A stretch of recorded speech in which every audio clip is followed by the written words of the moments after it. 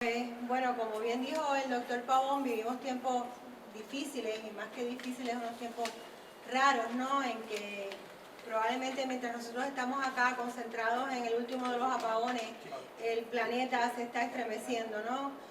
Entre otras razones por esta guerra que hoy nos ocupa, ¿no? La invasión de Rusia a Ucrania. Todos nos hemos preguntado y hemos conversado de una manera o de otra, ya sea formal en los salones de clases o informalmente en los pasillos, qué pasó aquí, por qué está ocurriendo esta guerra, cuáles son las causas. Siempre queremos buscar una causa a la guerra, aunque usualmente no la vamos a encontrar tan fácilmente, ¿no? O tan visible. ¿Cuáles van a ser las consecuencias? ¿Cuáles son las consecuencias que ya estamos viviendo, ¿no? Y es por eso que en el Departamento de Humanidades nos hemos ocupado de buscar a los investigadores, a los escritores, a los científicos sociales que han dedicado su vida profesional al estudio de eventos como este que nos ocupa hoy. Y bueno, hemos invitado al profesor, al doctor José Gabriel Martínez Borrás y al doctor Rodríguez Beruf para que nos hable en el día de hoy, así que somos muy privilegiados de estar aquí hoy con ellos. Y les agradezco de antemano el haber aceptado la invitación.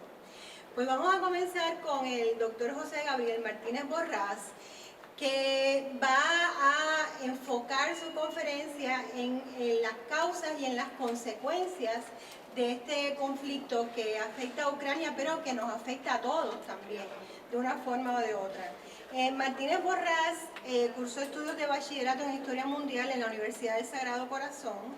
Su maestría la obtuvo en Relaciones Internacionales en Nueva York, un máster en Desarrollo y Cooperación Internacional de la Universidad del País Vasco, su doctorado en Derecho en la Universidad Autónoma de Barcelona con especialización en Relaciones Internacionales e Integración Europea. Además, fungió como cooperante vasco en el Programa de Naciones Unidas para el Desarrollo en San José, Costa Rica.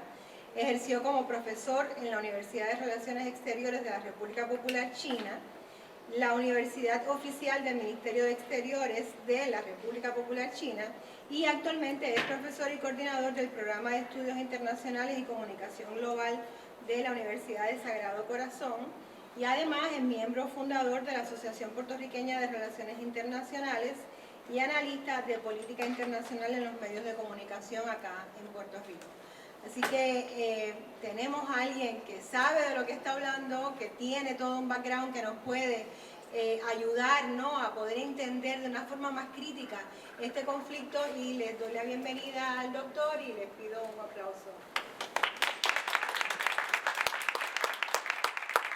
Buenos días. Voy a necesitar, ¿es posible que yo para poder darle hacia adelante a la computadora?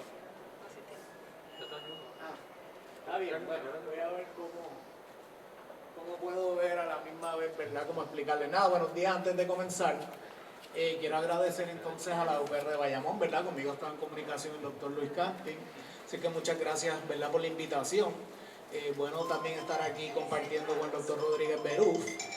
Así es que yo espero que hoy pues tengamos una profundización bastante, ¿verdad?, directa de este tema. No sé si, ¿verdad?, espero por lo menos llenar las expectativas en términos del conocimiento y que podamos entonces después si acaso tener ¿verdad?, un diálogo al respecto.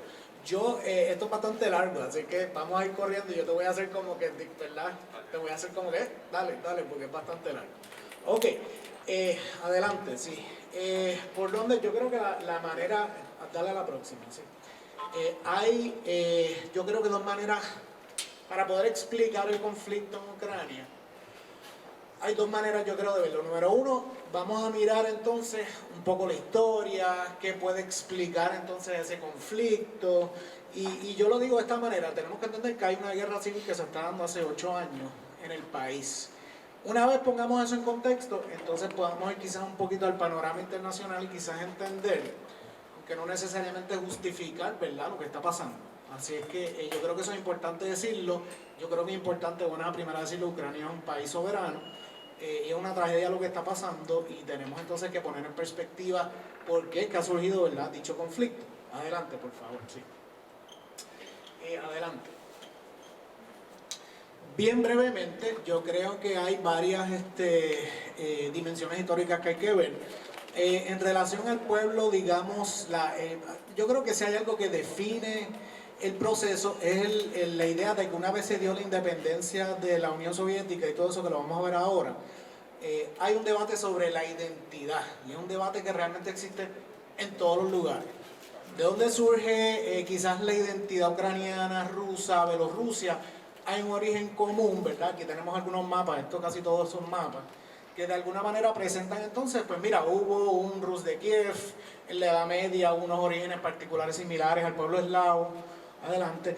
Hubo entonces históricamente también, en la medida en que entramos ya a la modernidad, diferentes tipos de confección. Si van mirando específicamente el área de lo que es Ucrania occidental, pues mira, hay unas relaciones históricas con Polonia, ¿verdad? Con Hungría y estos países, adelante. ¿Sí?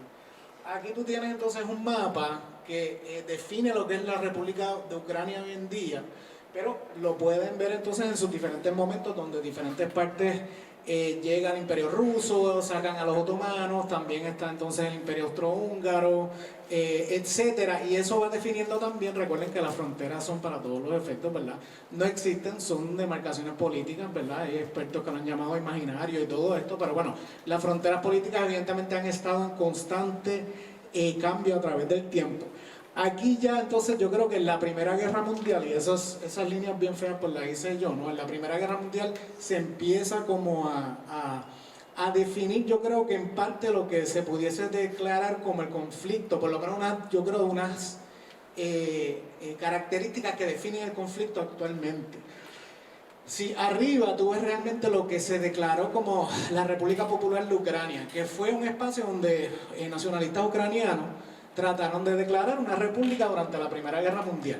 Pero eso se vio realmente tronchado por todo el rollo de la Guerra Civil Rusa, particularmente después de la Revolución Bolchevique, ¿verdad? En octubre de 1917.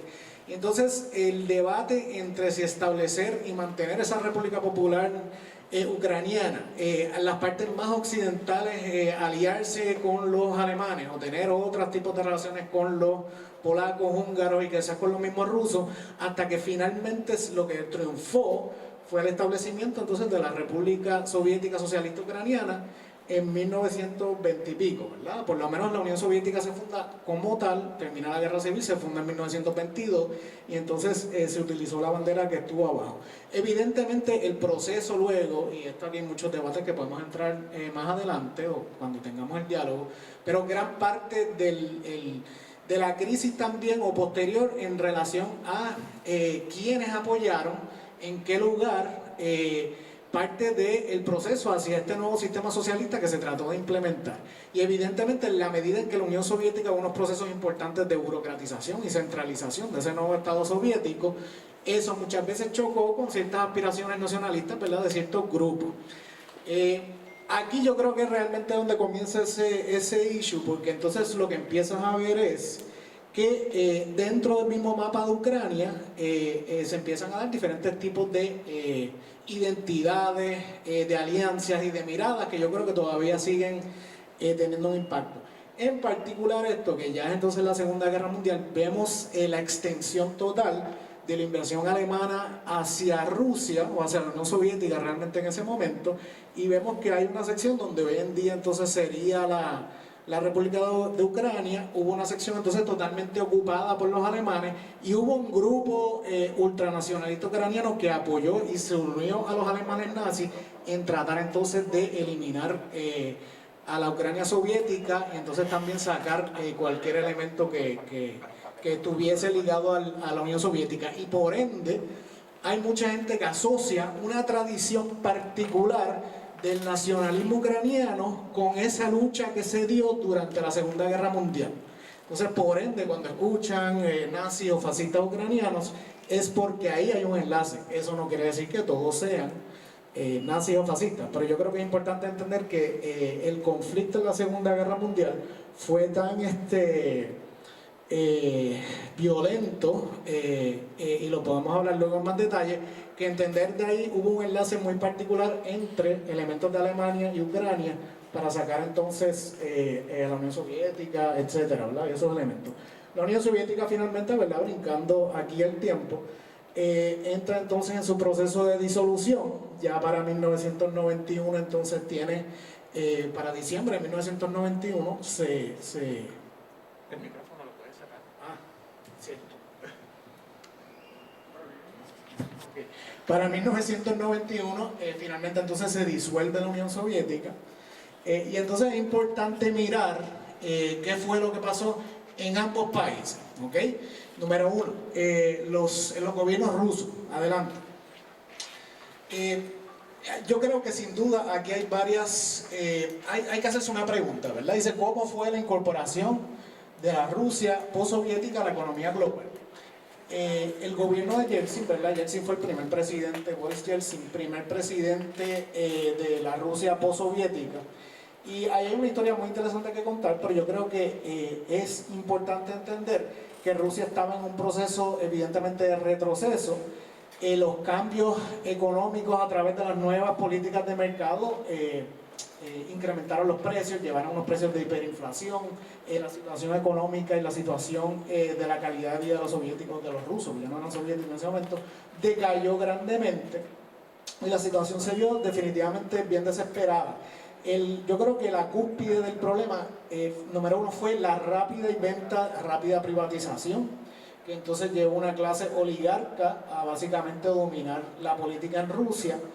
Y en segundo lugar, evidentemente las políticas de terapia de choque y la fuga de cerebros entonces que se empezó a dar. Eso quiere decir que Rusia se insertó, digamos, a la economía global ya desde los años 90 como un importante exportador de hidrocarburos. Rusia, un país gigantesco, sigue siendo el país, yo creo que hay un punto que luego tocaremos, pero sigue siendo el país más, o el estado-nación más grande del planeta, y sus recursos naturales pues son inmensos, ¿verdad? Y eso era lo mismo que decía Stalin en los años 30, ¿no? Que hasta cierto punto se podía desarrollar la Unión Soviética, porque Rusia o la Unión Soviética en general pues tenía todos esos recursos. Evidentemente con la disolución de la Unión Soviética pues perdieron grandes recursos, pero Rusia sigue siendo el estado-nación entonces más grande del planeta. Así que yo creo que por lo menos en los años 90 y después en el 1998 entró una gran crisis de la economía rusa. Realmente Rusia se posiciona en la economía global como un exportador de hidrocarburos. Y entonces luego llega Putin, que lo hablaremos luego, y entonces es como que, ¿verdad? Como que empieza a reconstruir, digamos, un poco de lo que había decaído durante los años 90. Por lo menos en el caso de Ucrania, ¿verdad? Ucrania fue uno de los países que perteneció a la Unión Soviética. Se hizo un referéndum en 1991 para preservar la Unión Soviética bajo un nuevo nombre, y con las reformas de Gorbachev, ¿verdad? El ex primer ministro soviético, pero evidentemente favorecieron los nacionalismos y entonces eventualmente se declararon independientes de la república, particularmente Ucrania en 1991. Luis, por favor, dale adelante cuando pueda. Gracias. Sí, es que yo creo que hay que entender un poco entonces los cambios de los presidentes ucranianos también, ¿verdad? Los primeros presidentes evidentemente tenían unas relaciones bastante cercanas con Rusia, apenas el país se había independizado, pero comienza un proceso por el cual también empiezan a mirar hacia la Unión Europea, ¿verdad? Se empieza a mirar esa posibilidad de que, igual que otros países del este de Europa se estaban poco a poco incorporando, y eso lo vamos a ver luego también, pues entonces Ucrania iba a tener quizás esa misma posibilidad de incorporarse a Occidente, ¿verdad? Esa siempre fue la visión, particularmente que tenían muchas de las personas que quedaban en el otro lado de la cortina de hierro, como, ¿verdad?, tener más acceso a Occidente, a los bienes, a tener mayor comercio y todo eso. Adelante, por favor, sí. Así que, sin duda, es una historia muy similar a lo que pasó en Rusia. Es un país con mucha corrupción, es un país entonces también con una clase oligárquica que se ha quedado entonces con la economía, y esas grandes disparidades lo que han hecho realmente es fomentar unas divisiones internas basadas más que nada, yo creo, que en los elementos de la identidad y en su idioma natal. O sea que sí, esto es un ejemplo de lo que fue las elecciones del 2004, donde tú ves al país entonces exactamente dividido entre este y oeste. Y en particular en esas elecciones fue que se dio lo que se llamó la famosa revolución naranja, que lo que implicó fue que cuando ganó el candidato que favoreció el este, que era en ese caso Yanukovych, la parte occidental inmediatamente gritó fraude y entonces salió la gente a la calle a decir que esas elecciones fueron un fraude. Yo no sé si fueron un fraude o no, pero el punto es que comienza un proceso por el cual en la parte occidental empieza definitivamente a tronchar y a tener más control y acceso de Kiev. Y entonces dominan la política del gobierno y ahí entonces empiezan las políticas que la gente de la parte del este del país, los rusoparlantes, se empiezan a sentir que ya Kiev no los está representando en el gobierno central, ¿verdad? Y es un gobierno unitario, no es una federación, Ucrania. Bien, ya para el 2014 había ganado el candidato, por lo menos en el 2010, había ganado el candidato prorruso Yanukovych, y Yanukovych en un momento rechaza un tratado con la Unión Europea y acepta una oferta de un tratado particular de parte de Rusia. Podemos entrar en muchos debates sobre qué era lo que presentaba el Tratado de la Unión Europea, hasta qué punto eran buenas o malas las ofertas que se habían dado, pero esa fue la decisión del gobierno, que entonces de Yanukovych, que le llaman un gobierno prorruso, y eso también es debatible, pero por lo general así es que se veía. Yanukovych acepta entonces un tratado con Rusia y entonces vuelve a salir a la calle lo que se llamó el Euromaidán. Los ucranianos, ¿verdad?, de ucranioparlantes, que entonces apoyaban tener relaciones más cercanas con Rusia. Y aquí realmente es donde comienza, yo creo que el conflicto que estamos viendo hoy, porque hasta cierto punto entonces se empieza a cuestionar si parte de los manifestantes que salieron al Euromaidán, a esas grandes protestas, también habían grupos, digamos, entrenados por la CIA y todo este debate en relación a que empiezan a organizar manifestaciones violentas y entran en una confrontación con la policía, ¿verdad?, con las fuerzas de choque y todo eso. Y en 2014 esencialmente lo que se dio al final fue que se cuestiona si fue una especie de golpe de Estado organizado. Yanukovych, ese presidente que decían que era prorruso, se va entonces del país y entonces comienza un proceso por el cual específicamente unas protestas en el área este del país en favor de Yanukovych y en contra de las propuestas de los que salieron a apoyar el Euromaidán. Y entonces yo creo que eso explica entonces toda la crisis. Inmediatamente Rusia, cuando pasa el Euromaidán, cuando entonces sacan a Yanukovych, a ese presidente, Rusia decide tomar la península de Crimea. Allí ellos ya tenían una base militar porque tenían unos acuerdos con la República de Ucrania. No se sabía hasta cuándo le iban a extender esa base. Inmediatamente entonces las fuerzas rusas organizan allí un referéndum. Como la mayoría de los habitantes de Crimea son rusoparlantes, votaron entonces abrumadoramente 90% aproximadamente para entonces anexarse a Rusia. Fue justo en el referéndum, todo eso y todos los rollos de derecho internacional lo podemos discutir luego. Pero para Rusia lo importante es asegurarse sus dos puertos de aguas cálidas en términos militares y geoestratégicos. Uno es la península de Crimea, la base de Sebastopol, y el otro es entonces esta base que tienen en Siria, ¿verdad? Y eso explica un poco entonces la alianza importante que hay entre el gobierno sirio, que ustedes sabrán que Siria ha tenido una guerra civil ya por más de 10 años aproximadamente, y su gran aliado en todo el proceso del gobierno de Bashar al-Assad ha sido la Federación Rusa y ha sido Putin, ¿vale? Y entonces en ese sentido Rusia quería proteger esos puertos de agua cálida, porque si no tiene esos puertos de agua cálida, Rusia no tiene salida al mar, excepto por el norte, que luego quiero hacer unos puntos al respecto. Cuando comienza entonces este proceso de la guerra civil y el área este entonces empieza a entender que el gobierno de Kiev no lo está representando, etcétera, de que ha habido unas matanzas, de que comienza ese conflicto, las repúblicas entonces se declaran, hay unas repúblicas autodeclaradas que son la República Popular de Donetsk y Luhansk, que entonces están en el este, en el área del Donbass. Yo creo que podemos hablar muchísimo sobre lo que ha sido entonces la guerra de allá para acá, pero yo creo que hay unos puntos importantes que entender. Históricamente el área del Donbass, esa área del este, es una área sumamente rica en minerales. es una área donde durante la Unión Soviética los mineros tenían un rol importante en esa sociedad y donde pues, históricamente también se habían mudado muchos rusoparlantes, viven en esa área.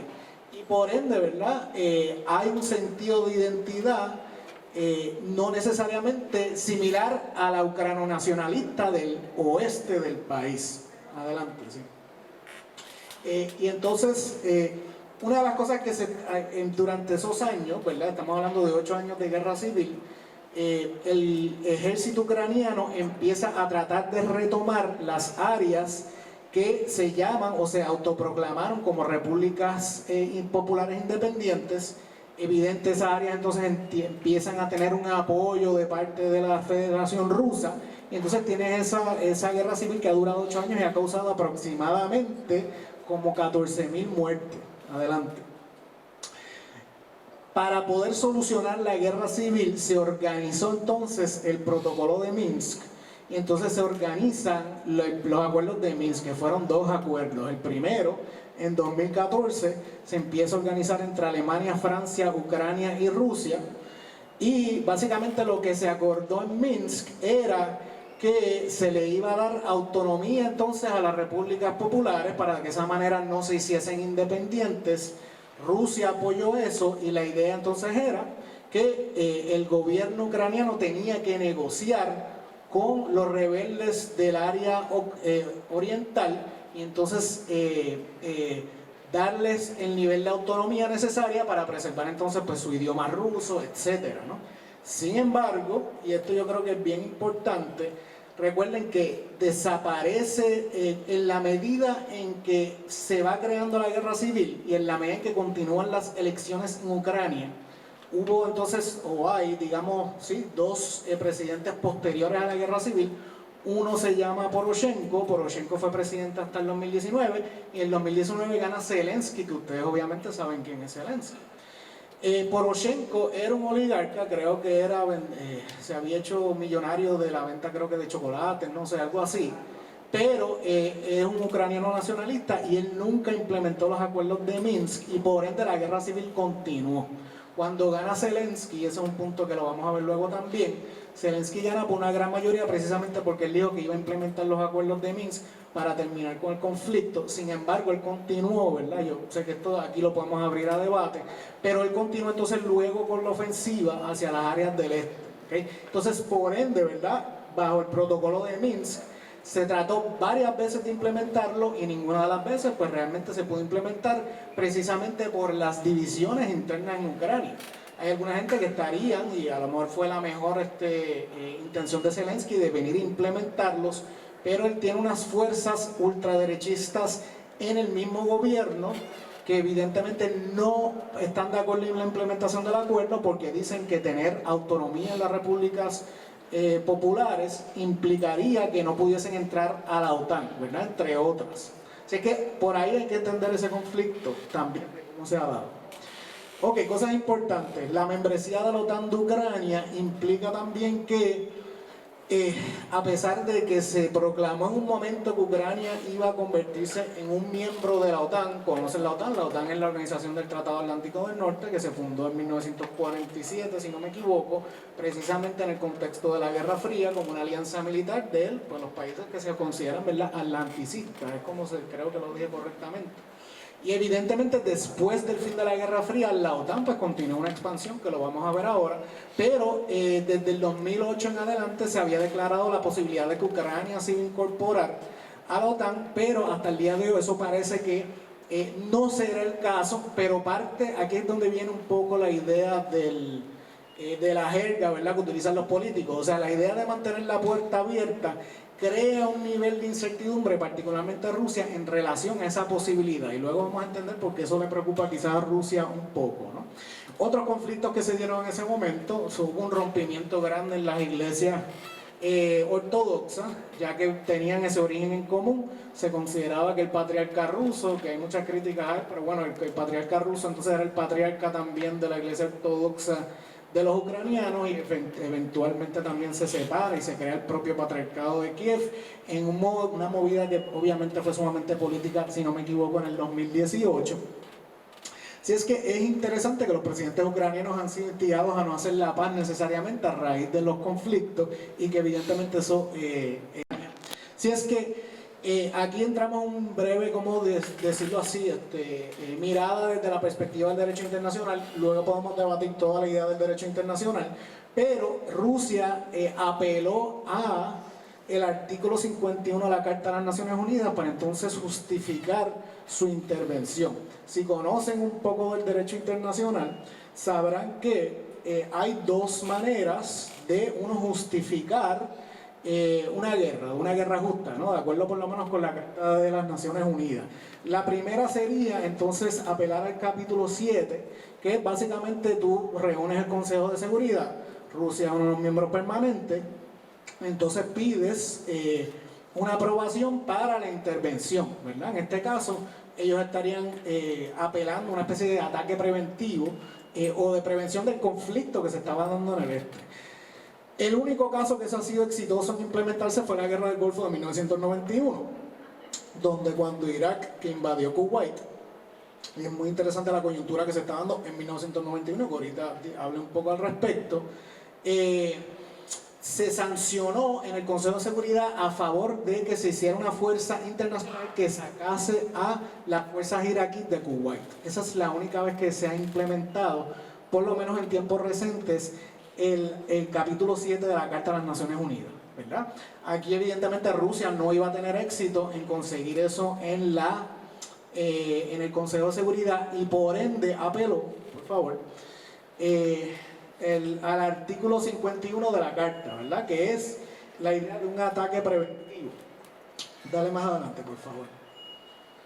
La idea era que se estaba estableciendo, hay un precedente establecido por la misma OTAN, en el sentido de que la OTAN había hecho sus propias causas belli en varios lugares, ¿no? En Libia, en Serbia y todo esto. Y entonces Rusia estaba apelando que se había establecido un precedente a raíz de ello y que por ende al declarar y reconocer las repúblicas independientes podían apelar entonces a ese artículo y entonces decir, estamos entrando para defender a las poblaciones de estas áreas precisamente porque les reconocemos la independencia y porque ya esto es entonces un elemento de seguridad colectiva, ¿verdad? Y de ahí entonces viene ese argumento que obviamente lo podemos debatir, pero por lo menos tiene ese sentido, ¿no? Adelante, por favor.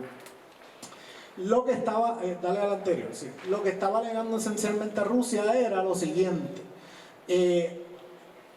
No solamente se sabía que iba a haber una escalada del conflicto y por ende ellos pues tenían que intervenir, ¿verdad? De acuerdo con ellos, sino que también había y la inteligencia rusa, entre otras, ¿verdad?, fuentes de información, indicaba que el interés, y lo había declarado el mismo Zelensky en la conferencia de Múnich este mismo año, había declarado la posibilidad de que entonces Ucrania se iba a salir del acuerdo de no proliferación nuclear, que lo vamos a ver ya mismo, y por ende iba a intentar rearmarse en términos nucleares. Sabemos que hay toda una serie de fuentes nucleares en Ucrania, ¿verdad?, precisamente por el pasado soviético, y entonces se estaba apelando o diciendo que había una posibilidad de que retomasen y empezasen otra vez a preparar, y de hecho, de acuerdo con la inteligencia rusa, que lo podemos cuestionar, pero había ya la importante preparación de lo que le llaman un dirty bomb. O sea, que lo que se entendía era que posiblemente podían utilizar eso, inclusive luego Rusia dijo que había una serie de laboratorios biológicos que implicaban la creación de armas biológicas. Y todo eso se ha debatido a nivel internacional, pero es importante que lo entiendan, para que por lo menos entiendan cuál es el pretexto que utilizó Rusia en ese sentido. Adelante, por favor. Nada, la idea es que esto fue cuando Estados Unidos invadió Irak en el 2003. La idea de que Estados Unidos en aquel momento apeló a una amenaza inminente debido a que decía que Irak tenía armas de destrucción masiva. Sabemos, ¿verdad?, a través de la historia que eso no necesariamente era así. Y por ende se entiende que Rusia entonces está usando ¿cómo se dice?, estos precedentes para también entonces apelar a su propia necesidad de intervenir por la amenaza de armas de destrucción masiva. Eso es por lo menos una cosa que están indicando. Adelante, sí. Ok, para entonces nosotros poder entender todo lo que sería por lo menos vimos lo que es una historia, ¿verdad?, de Ucrania, la guerra civil y todo eso. Ahora también yo creo que tenemos que entender un poco la perspectiva internacional para que ver también quizás cuáles son algunos de los problemas contemporáneos de la seguridad internacional, que entonces los podemos poner en contexto. Número uno, hemos visto entonces una expansión de la OTAN. Como les mencioné, pues la OTAN es esta fuerza defensiva, de parte de una alianza defensiva de parte de los países del Atlántico Norte, que obviamente encabeza Estados Unidos al ser pues la más grande y la más armamentos que tiene. Es que una de las cosas que se dio cuando se disolvió la Unión Soviética era un acuerdo, inclusive antes, ¿no? Era un acuerdo no escrito, pero sí de alguna manera declarado, en que la Unión Soviética iba a estar de acuerdo con que Alemania se reintegrase al final de la Guerra Fría, y entonces que se pudiese unir a la OTAN, pero que la expansión de la OTAN debería permanecer ahí y dejar que el este de Europa, se disolvió el pacto de Varsovia y todo el pacto que tenía entonces el bloque socialista, y entonces que el este de Europa se quedase como un espacio amortiguador, y de esa manera permanecer una paz en Europa, asegurando de que ningún lado de alguna manera amenazaría al otro con una expansión continua. Por lo menos eso es lo que alegan las fuentes soviéticas, rusas y algunas fuentes occidentales también. Ya para los años 90, Rusia misma se integró a la Asociación para la Paz de la OTAN, que eso fue entonces una institución que crea la misma OTAN, que no implicaba necesariamente que te ibas a unir, pero que comenzaba un proceso en los años 90, posterior a la Guerra Fría, de cooperación. Y entonces ahí estaba Ucrania, ahí estaba Rusia, ahí había diferentes países, hasta Bielorrusia, ¿verdad? Todos estos países inclusive que ahora están posiblemente Finlandia, Suecia, expansión posterior a la Guerra Fría. Si no me equivoco fue Polonia, República Checa, creo que Hungría, y entonces tuvo otra segunda expansión importante en el 2004 que implicó los estados bálticos que fueron parte de la Unión Soviética. Esos son Lituania, Estonia y Latvia. Aquí obviamente es donde viene el debate, ¿verdad? Los rusos, Putin, Lavrov, ¿verdad?, todos ya que estaban en el poder en ese momento, no, por lo menos en términos públicos, no atacaron ni criticaron esa expansión, sino que la aplaudieron en el sentido de que entendían que eventualmente podían tener mejores relaciones con Occidente y que quizás eso eventualmente implicaría que esa expansión los pudiese incluir a ellos, ¿no? Ahora, eso no implicaba que tras bastidores estaban muy preocupados ya con esa expansión, especialmente ya cuando llegan a los países bálticos que están en la frontera de Rusia, ¿no? Adelante. Si es que ya para el 2008 la OTAN declaró oficialmente que entonces tanto Ucrania como la República de Georgia, que está aquí abajo, ex República Soviética, también se integrarían a la OTAN. En ese caso pues se seguía denegando la posibilidad de que Rusia se integrase, y no es casualidad, ¿verdad?, por lo menos así es que lo dicen los rusos, que eso ya, la integración de Ucrania y de Georgia en esa frontera era la línea roja final. Y desde por lo menos 2007-2008, entonces yo creo que es que comienza realmente Rusia a decir, bueno, ya está en la línea roja, ahora tenemos que ver cómo, ¿verdad?, pues en ese sentido paramos la expansión, o cómo esto realmente es una amenaza para nuestra seguridad, porque si la OTAN es efectivamente una alianza ofensiva, no necesariamente totalmente defensiva, pues entonces pudiesen invadir, ¿verdad? O sea, en textos hipotéticos en ese sentido. Adelante. En el 2008 hubo de hecho una guerra en la República de Georgia por las mismas poblaciones rusoparlantes, lo vamos a hablar luego. Otro punto muy interesante entonces es la desarticulación de los tratados internacionales de armamento y nuclear, ¿verdad? Por un lado se firma el tratado, después de la crisis de los misiles en Cuba en 1962, se firma el tratado de no proliferación nuclear. Ese reconoció 5 estados nucleares, y todo otro signatario no podía tener armas nucleares, pero sí podía tener derecho a la energía nuclear. Y por ende también los 5 estados nucleares debían entonces ir reduciendo su armamento nuclear, y así comienza un importante régimen internacional de ¿cómo se dice?, de control de armamento, etcétera, y de no proliferación. Hubo 2 acuerdos, pasar al anterior en un momentito, hubo dos acuerdos importantes. Uno fue el Tratado sobre Misiles Antibalísticos que se firma durante los años 70, adelante, y el otro fue el que se firmó en 1987 por Gorbachev y Reagan, ¿verdad? Justo antes del fin de la Guerra Fría, que es el INF. Básicamente, ¿verdad? Para simplificar un poco, la idea era que se iba a reducir toda la tensión en Europa y entonces se iban a eliminar toda una serie de misiles de mediano y corto alcance y la posibilidad de tener, ¿cómo se diría?, sistemas vectores que pudiesen dar a esos objetivos, esos misiles, y prevenir que esos misiles pudiesen entonces llegar a sus objetivos. Y fue una manera de tratar de eliminar la tensión en Europa, reducir la carrera armamentista y de esa manera que ningún país tuviese, digamos, una ventaja con primer ataque, etc. Bien, estas son cuestiones estratégicas del armamento nuclear y otros tipos de armamento que fueron importantes para reducir entonces la tensión en aquel momento. Pero ¿qué pasa? Adelante, sí. Realmente esto empieza a cambiar después del 9/11, porque entonces los Estados Unidos se retiró oficialmente del Tratado Antibalístico. Luego se empiezan a expandir esos misiles o esos sistemas antibalísticos al este de Europa. Fue primero la administración Bush que se salió del ABM. Luego la administración Obama empieza entonces a expandir los sistemas antibalísticos y luego Trump se retira del INF, que es el de los sistemas, él es el de los misiles, ¿no? Adelante.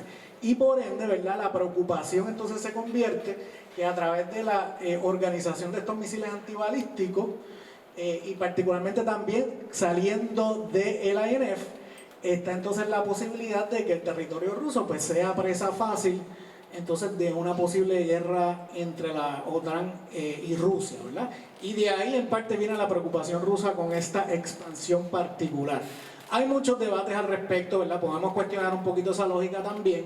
Rusia también tendría su posibilidad de llevar a cabo su propia guerra a través de sus submarinos y otros armamentos que tienen. Por ende, China y Rusia han avanzado con sus organización de misiles hipersónicos para tratar entonces de poder manejar eso. Entonces lo que estamos viendo desgraciadamente es una nueva guerra armamentista y en particular Estados Unidos revisó su documento de estrategia de seguridad nacional en el 2017, creo que ya estaba Trump, sí, en el cual terminaron oficialmente la guerra contra el terror, que fue la que fue dominando entonces desde el 9/11 en adelante, entonces a declarar y Rusia y China como rivales geopolíticos, o sea que se regresa al tiempo de la rivalidad geopolítica y entonces eso se toma en consideración también. Yo creo que para ponerlo en perspectiva, estoy aquí tratando de terminar lo más rápido posible, es la idea de que evidentemente han avanzado los países BRICS. Los países BRICS son Brasil, Rusia, India y China en tratar de crear una alianza, particularmente por lo menos una alianza comercial y de cooperación importante y diplomática. Importante entonces que se fueron reorganizando los países de lo que se llamaron las economías emergentes y la posibilidad de que esas nuevas economías pudiesen realmente presentar una alternativa al modelo occidental. Luis, adelante, por favor. Algo muy importante que pasa en el 2008 fue la crisis económica en los Estados Unidos y en el 2013 China anuncia la nueva ruta de la seda. Si vemos entonces un mapa de la ruta de la seda, es un plan comercial gigante que tiene China para desarrollar infraestructura y comercio que llega hasta Europa y por ende yo digo que eso en conjunto con, aquí vemos el intercambio del balance comercial mundial, en el 2000 era mayoritariamente con los Estados Unidos, ya para el 2020 entonces mayoritariamente es con China. Claro, hay muchos debates en relación a lo que el comercio implica y podemos discutirlo luego también.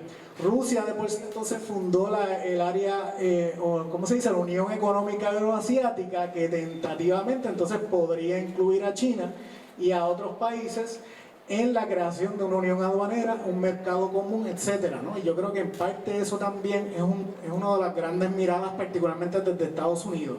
Pero yo creo que es bien interesante que cuando lo miramos en términos del calentamiento global, se mira cómo literalmente, estamos hablando de aquí a 10 años, va a haber unos grandes cambios en la posibilidad de Rusia tener acceso al Ártico.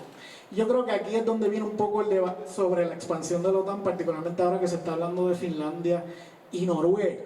Si es que si tú miras la posibilidad, ya para solamente en menos de 10 años, la posibilidad de que el hielo en el Ártico, particularmente en el verano, desaparezca totalmente, implica que hay unas rutas que entonces el mismo comercio chino va a ser más fácil llegar por una zona económica rusa, que llegaría más rápido a Holanda, que es el puerto más grande que tiene Europa para su importación. Yo creo que parte del propósito entonces sería ver cómo tanto Rusia como China aprovechan estas nuevas alternativas para entonces tener más relación con Europa, consolidar la ruta de seda y hasta cierto punto también pues consolidar estas nuevas estructuras comerciales.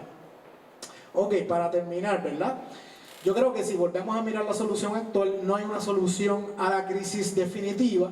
Estamos en un punto sumamente álgido del conflicto. Desafortunadamente estamos viendo esta idea de que esto es un juego suma cero, ¿verdad? Como era en la Guerra Fría, ha perdido esa noción liberal, etcétera, que yo creo que eso lo podemos discutir luego. Pero aquí realmente es que un lado tiene que perder y desgraciadamente yo creo que eso es lo que estamos viendo actualmente. El presidente Zelensky yo creo que está en una situación bien difícil. Dice aquí, ¿verdad? Ganó con un mandato de paz, ¿verdad? Para implementar el acuerdo de Minsk, pero elementos de la ultraderecha en Ucrania se van a oponer totalmente a su implementación. O Estados Unidos también, yo creo que estaría en contra de que se llegue por lo menos hasta hoy al complejo militar industrial de Estados Unidos. Se va a beneficiar muchísimo, ¿verdad?, de el incremento de armamentos en Europa y ¿verdad?, en sus propios presupuestos. El complejo agronegocios de Estados Unidos también ha tenido un alza muy grande en sus acciones y lo estamos viendo porque al eliminar Ucrania y Rusia del comercio, evidentemente se va a formar una inflación en los precios de alimentos. Eso está ligado al precio de los hidrocarburos y por ende vemos los grandes precios que se están dando y hay algunos países que eso va a ser detrimental, ¿no? Y lo mismo con la industria de hidrocarburos de Estados Unidos, que entonces espera poder venderle más gas a Europa porque la mayoría del gas venía de Rusia, ¿no? Ahí es donde venía esa fuerza de la posibilidad de esa gran Eurasia crearse y ser un bloque importante. Yo creo que Europa, por lo menos a corto plazo, puede que sea uno de los grandes perdedores, ¿verdad? Importaba sus hidrocarburos baratos de Rusia, tenía planes de seguir invirtiendo, ¿verdad?, sus finanzas en Rusia, como de hecho lo había hecho históricamente, por lo menos excepto quizás en la época de la Unión Soviética, ¿verdad?, con algunas excepciones. Y entonces también aquí se cuestiona, que no voy a entrar mucho en eso, pero hasta qué punto se rompe también las importantes relaciones con China. Hay un debate sobre cuál va a ser el rol en China de todo esto. Hay algunos que piensan que se va a beneficiar, hay otros que piensan que esto indirectamente impacta los planes de China y yo creo que eso es un debate que tenemos que tener. Sé que Europa se está convirtiendo, ¿verdad?, si se mantiene la cosa por lo menos como lo vemos hasta hoy, en un área mucho más entonces conectada a los Estados Unidos y totalmente cortada de esa posibilidad de esa zona euroasiática, ¿no? Dale adelante, por favor. Y para finalizar, yo creo que este conflicto realmente impacta, como siempre, al sur global. El sur global importa grandes cantidades de alimentos de Ucrania, grandes cantidades de alimentos de Rusia, y en la medida entonces que esos precios suben y suben los precios del hidrocarburos, muchos de estos países van a experimentar grandes convulsiones sociales. Ya lo estamos viendo, hace poco un golpe de estado contra el primer ministro pakistaní, estamos viendo unos problemas grandes en Sri Lanka, estamos viendo unos problemas grandes en Egipto, y eso fue muy similar a cuando se dio la primavera árabe del 2000 o del 2010 por ahí, donde ya hace unos años antes la inflación de los precios de comida implicó que la gente salió a manifestarse y prácticamente duraron y comenzaron unas guerras civiles en el mundo árabe. Así que vamos a ver quizás también, desgraciadamente, el conflicto de Ucrania impacta en ese sentido. Bien, conclusión, ¿verdad? Estamos yendo a un mundo multipolar. Esa es la pregunta teórica que yo les voy a dar a ustedes. La podemos conversar, podemos darle de teoría todo lo que quieran, pero a la misma vez como esas teorías nos permiten tratar de entender y un poco este análisis, si efectivamente, ¿no?, estamos entrando en un mundo multipolar, hemos entrado ya en un mundo multipolar, y qué implica eso. También la idea de la hegemonía estadounidense, ¿verdad?, que se habla mucho, que comienza después de la Segunda Guerra Mundial. ¿Hasta qué punto eso también está cambiando? Son buenas preguntas que las podemos contestar ahora. Muchas gracias por su atención.